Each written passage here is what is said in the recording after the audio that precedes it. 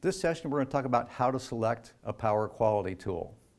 First question is single phase versus three phase.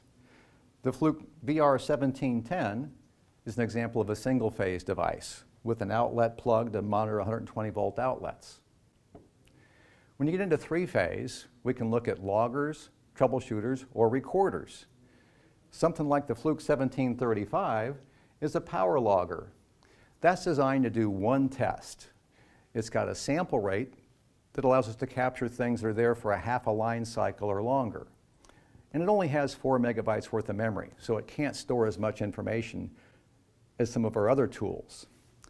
The Fluke 435 is more of a troubleshooter. We've got a nice big screen that allows you to see what's happening in real time. It's got 8 gigabytes worth of memory as compared to the 1735 with only 4 megabytes. And it's got a 200 kilohertz sampling, which allows us to capture transient events we would have missed with the Fluke 1735. The Fluke 1750 has a 5 megahertz sample rate.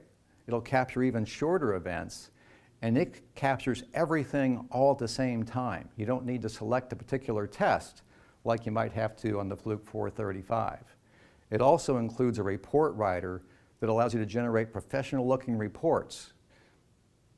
Finally, the Fluke 1760 that's not pictured here has an even higher sample rate, 10 megahertz, and is fully customizable for engineers that want to be able to monitor all voltage, all current, and be really selective about how they set things up.